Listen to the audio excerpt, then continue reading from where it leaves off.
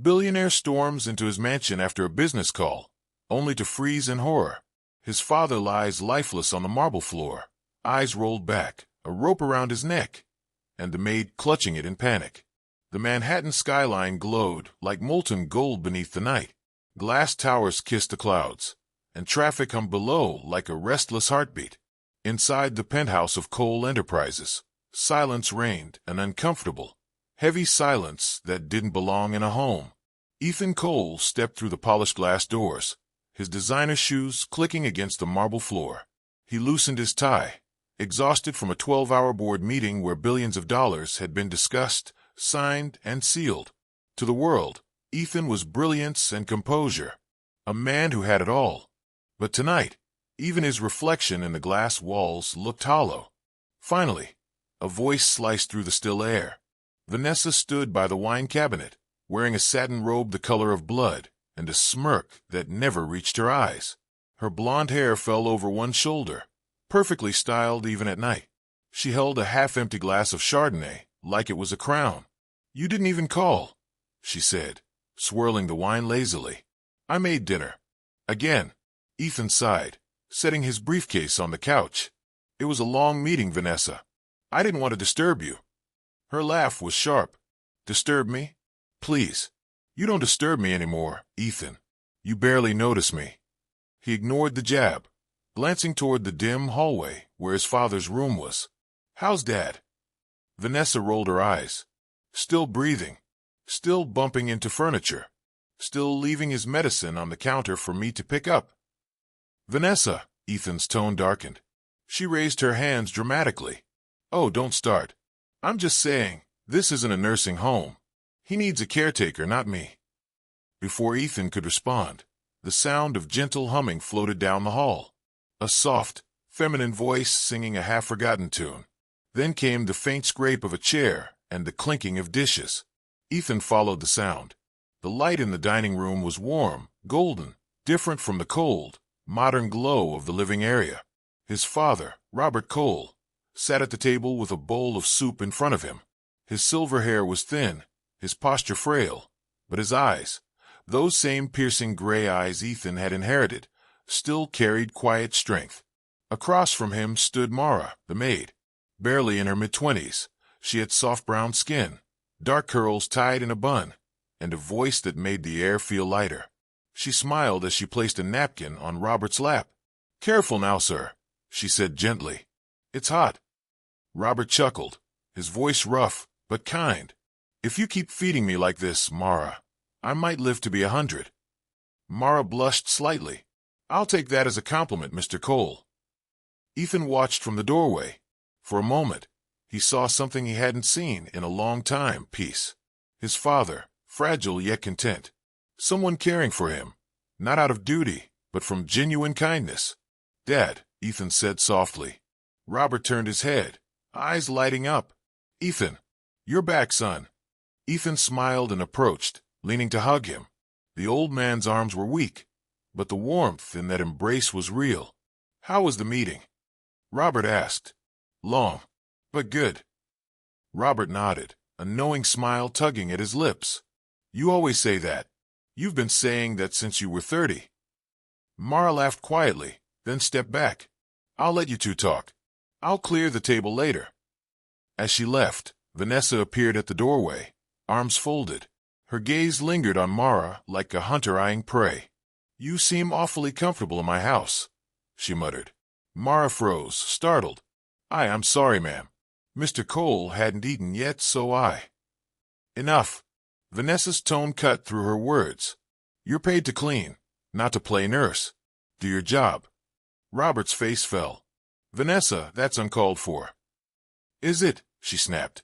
"I'm not the one wasting your son's money." "Vanessa." Ethan's voice boomed now, but she just turned on her heel and walked away, muttering, "I married a billionaire, not a babysitter." The silence she left behind was heavy. Ethan rubbed his forehead. "She didn't mean that, Dad." Robert smiled weakly. "Of course she did. But don't worry about me, son. I've lived long enough to know people show who they are when they think no one's watching." Ethan's chest tightened. "You know I'd do anything for you." I know, son. I just hope you'll open your eyes before it's too late. Ethan didn't understand the weight behind those words. Not yet. Later that night, after his father had gone to bed, Ethan sat alone by the window, the city lights flickering below him. Vanessa laughed on the phone in the bedroom, some man's name slipping from her lips in a way that made Ethan's blood run cold. And somewhere down the hall, Mara quietly checked on Robert one last time, tucking him in with the same care a daughter would give her father. Robert whispered a prayer under his breath, his eyes drifting to the shadow in the hallway, Vanessa's silhouette lingering, watching, unblinking. The house was beautiful, but beneath its marble and gold, something was beginning to rot. Morning light spilled through the glass walls of the penthouse, painting everything gold. The city below buzzed awake, honking taxis, chatter, the hum of another New York day. Inside, however, the Cole mansion was anything but peaceful. Robert Cole sat at the breakfast table, trembling slightly as he tried to lift his cup of tea. His hand shook, age and arthritis conspiring against him, and a few drops spilled onto the pristine white tablecloth. Vanessa's voice snapped across the room like a whip. For God's sake, can't you hold a cup without turning this place into a mess? Robert flinched. I'm sorry, Vanessa. My hands. Your hands, your knees, your everything, she shouted, slamming the newspaper on the table. You're ruining my mornings. Every day. It's something else. Spilled tea, broken glass, misplaced meds. Vanessa. Ethan's calm but firm tone came from behind her as he buttoned his cuffs. That's enough. She turned sharply, feigning hurt. Enough? You want me to pretend everything's fine while your father trashes our home? Robert looked down, humiliated. Ethan's jaw clenched. He's not trashing anything. He's family. Vanessa scoffed. Family doesn't leech off people. You're too soft, Ethan. One day, this old man will make you lose your sanity. Ethan gave her a long, cold stare before grabbing his briefcase. Don't talk about him like that again. She smiled sweetly, leaning to kiss his cheek. You know I don't mean it, darling. Go save your company. I'll take care of things here. He hesitated, then nodded and left. The elevator doors closed behind him with a metallic click. As soon as he was gone, Vanessa's smile vanished. Her eyes turned sharp, venomous. Now, she said, turning to Robert, let's get a few things straight. Robert tried to stand, his voice shaky. Vanessa, please. Sit down, she barked. You think I don't see how you try to turn Ethan against me? Those pitiful looks, those sad eyes. Don't play the saint with me, old man. Mara appeared quietly at the doorway, clutching a tray of fresh fruit. Her eyes widened as Vanessa grabbed Robert's arm roughly, forcing him back into the chair. Stop it, Mara said softly but firmly. You're hurting him. Vanessa turned, her lips curling into a cruel smile. Oh, the maid speaks now. Cute. Mara swallowed hard. He's your husband's father. You should show him respect. For a long moment, Vanessa stared at her, then laughed, a low, chilling laugh that echoed in the spacious kitchen. Respect? For a man who can't even hold a spoon. Robert's eyes shimmered with humiliation. Mara set the tray down, helping him wipe the spilled tea. It's okay, sir, she whispered. Don't mind her. You're not alone. Vanessa rolled her eyes and walked out, her heels clicking against the marble. Hours later, the penthouse was quiet again. Mara was dusting the corridor when she heard Vanessa's voice from her private study. She froze by the half-open door. I told you, the policy's in his name. Vanessa hissed into the phone. Yes, the clause activates upon natural death. But who's to question it if he stops breathing one day? Her voice dropped lower. Just make sure the transfer happens immediately. I want this settled before Ethan finds out anything. There was a pause, then a small, amused laugh. Don't worry, the old fool's hanging by a thread already. Mara's heart thudded. She backed away before Vanessa noticed her shadow in the doorway. Her breath came fast. What had she just heard? Later that evening, Mara was in the cleaning closet, trying to calm herself. Her hands trembled as she reached for the mop, when her eyes caught something hanging on the wall. A rope, thick, coiled neatly. the kind used for tying curtains or heavy packages. For some reason, she stared at it longer than she should have. A cold shiver ran through her spine. Why would she need this? She whispered.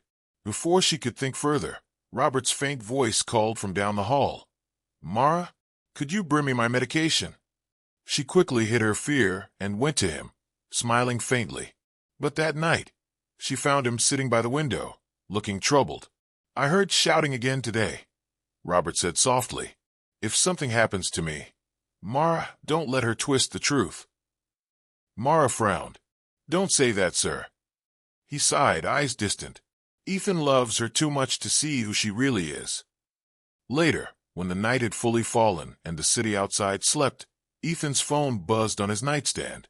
A voicemail. He listened groggily and froze. It was his father's voice, raspy and trembling. Ethan, if anything happens, believe the girl. Then silence, the kind that foretells a storm. Thunder rolled over Manhattan like an angry beast. Rain lashed against the penthouse windows, streaking down the glass like tears. Inside, the air felt electric, thick with something unspoken, dark, and waiting to explode. Ethan was on his way home from an out-of-town business dinner when his phone buzzed again. It was the bank. The voice on the other end was hesitant. Mr. Cole, we just wanted to confirm the wire transfer initiated from your joint account, $300,000, to a private investment fund under Vanessa Cole's name? Ethan froze behind the wheel. That's impossible, he said, voice low. Cancel it immediately. He ended the call, his mind racing. Rain blurred his vision as he sped home, the sound of thunder matching the pounding in his chest. Back at the penthouse, Vanessa stood in the study, phone still in her hand, her face pale. She had been caught. She threw the phone onto the couch and spun toward the hallway, rage and panic flickering in her eyes. Robert was there, standing at the doorway, holding his cane, looking at her quietly. You shouldn't have done that, Vanessa. Done what? She snapped. You think Ethan won't find out? Money comes and goes, but lies, they stay. Vanessa laughed coldly. Don't you dare lecture me. You've been nothing but a burden since you stepped into this house. Robert's tone was calm, almost sorrowful. I warned Ethan. I told him to see you for who you are. Something in her snapped. You think you can destroy me? She spat, stepping closer. You've always judged me, always looked down on me. You old, useless man. Her eyes darted toward the hallway closet. That rope, the thick, decorative one Mara had seen earlier, was lying coiled near the door, half unwound from the curtain. Robert shook his head, backing away slightly. Vanessa, what are you doing? She grabbed the rope, her breath sharp and uneven. Maybe I should teach you to keep your mouth shut for once. She stepped forward, fast, wrapping it loosely around his neck. How does it feel, huh? To be powerless? To choke on your own words? Vanessa, stop. Robert croaked, clutching her wrist. You're hurting me. But she didn't stop. Her anger was too loud, too blinding. Robert gasped, trying to pull free, stumbling backward. The rug slipped under his feet. He fell, his head hitting the edge of the marble table with a sickening thud. The sound silenced everything. Vanessa froze. The rope dangled in her hands as she stared at the motionless body on the floor. No, no, no, no. Panic took over. She knelt down, shaking him. Get up. You're not dead, get up. But he wasn't moving. That's when Mara burst through the door. She had heard the shouting from the hallway and ran in, her eyes widening in horror at the scene before her. Oh my God, she gasped, dropping to her knees beside him. Mr. Cole. She reached for the rope, fumbling to loosen it around his neck. Please breathe. Please, sir. Vanessa stood there frozen for a heartbeat. Then something cold flickered in her mind. Footsteps echoed from the hallway. Ethan. His voice came first, calling out, Dad? Vanessa. What's going on? And before Mara could untangle the rope, before she could explain anything, Ethan appeared in the doorway. Rain-soaked, chest heaving, he froze. His father lay on the floor, pale, eyes half open, a rope around his neck, and Mara's trembling hands clutching it. For a long, endless second, no one moved. Then Vanessa gasped, clutching her chest like a perfect actress. "Oh my God," she cried, voice breaking. She killed him. I saw it. Ethan, she strangled your father." Mara's head jerked up, eyes wide with disbelief. "No. No, sir, please. I was trying to." "Enough." Ethan's voice thundered, the sound echoing off the walls. His face was pale, trembling with shock. "What have you done?" Tears streamed down Mara's cheeks. "I swear, I found him like this. I was trying to save him." But Ethan wasn't listening. He rushed to his father, lifting him into his arms, shouting, "Dad! Dad, wake up!" Robert's lips parted slightly, but no words came, only a faint gasp for air. Vanessa dropped to her knees beside Ethan, pretending to sob. "I told you that girl was trouble. I told you." Mara stood back, shaking her head, the world spinning around her. "Please, sir, you have to believe me." Ethan looked up, eyes burning. "Get out," he whispered. "Sir, please. Get out." The sound of his voice cracked through the storm outside. Mara stumbled backward, tears blurring her sight as she fled the room. Behind her, the billionaire held his father tightly, his wife crying crocodile tears beside him, while lightning flashed across the sky like judgment. And from the corner of the room, the rope lay coiled on the marble, wet, silent, and stained with the weight of a terrible misunderstanding. The sirens cut through the storm like a razor. Red and blue lights flickered across the glass facade of the cold penthouse, staining the marble floors with chaos. Paramedics rushed in, shouting codes and commands, while police officers cordoned off the area. Robert Cole was wheeled out on a stretcher, his face pale, lips blue, pulse faint but present. Ethan followed closely, drenched, his hands trembling. He kept saying the same words over and over, like a prayer. "He's going to be fine. He's going to be fine." Mara stood in the corner, soaked, her uniform clinging to her skin. Her eyes were swollen from crying. The rope, now sealed in a clear evidence bag, sat on the table beside her like an accusation made tangible. Detective Ramirez, a tall woman with sharp eyes and a colder tone, approached Ethan.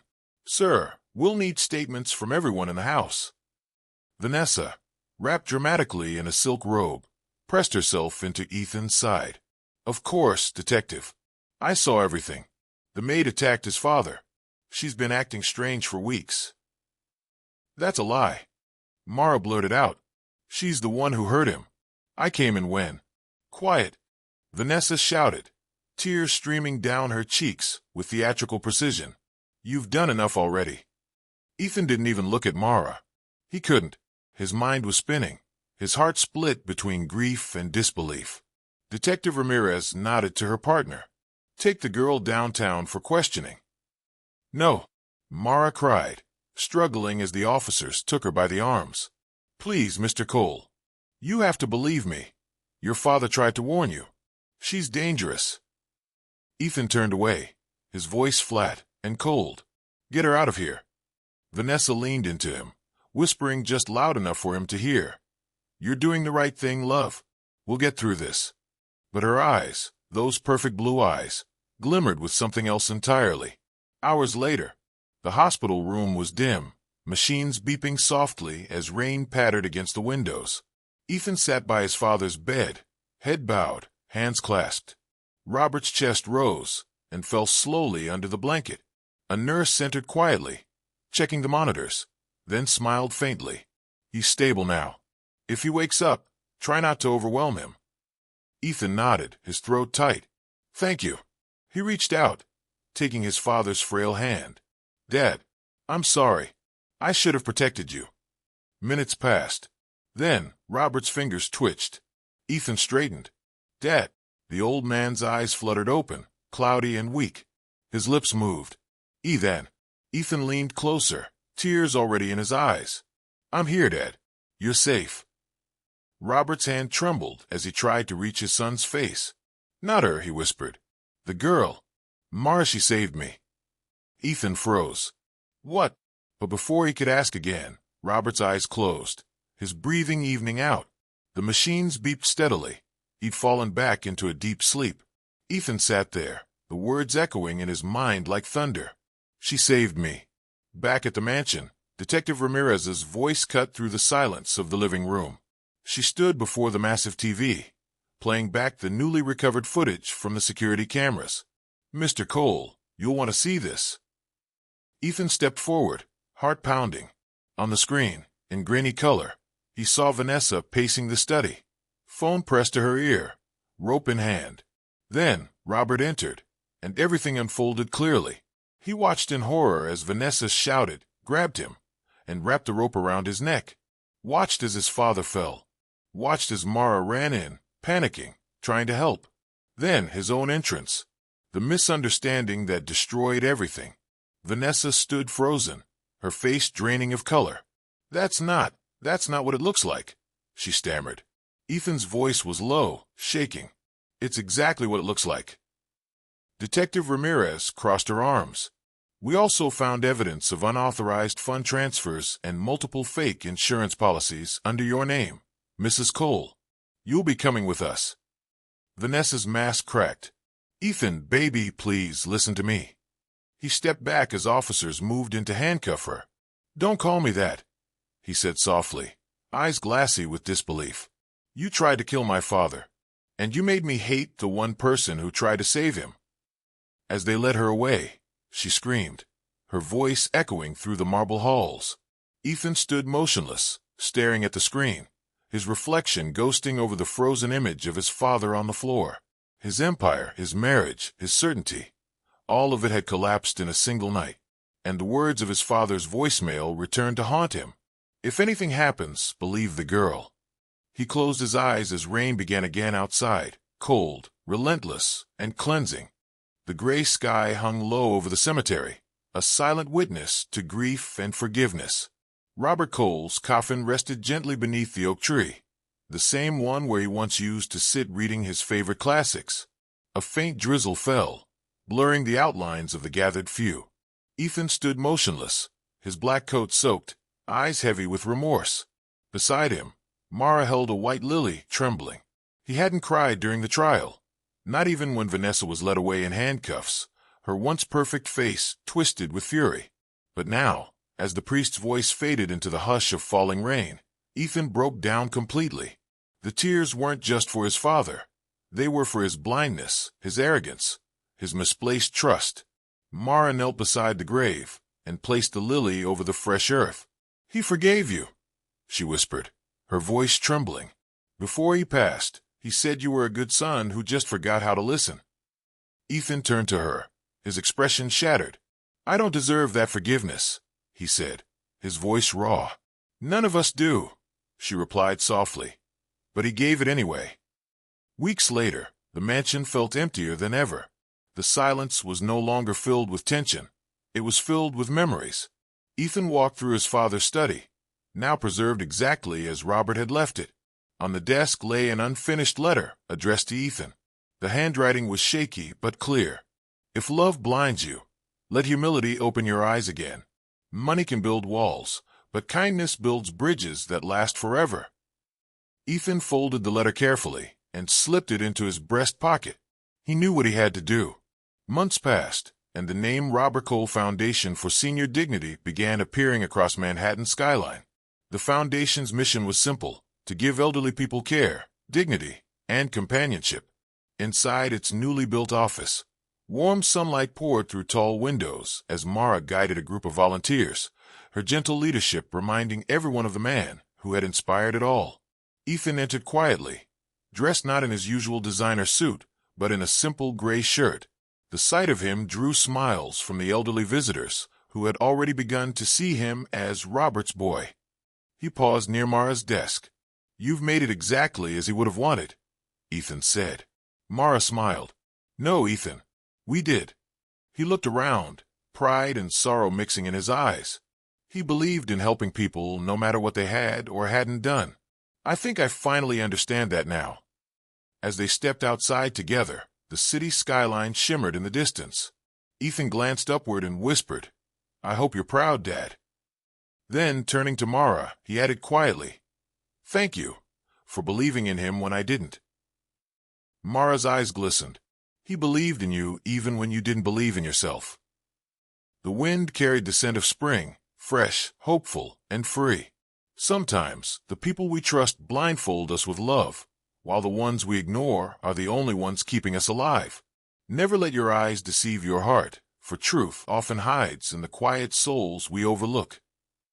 If you enjoyed this story, subscribe, like, share, and let me know what your thoughts are in the comment section.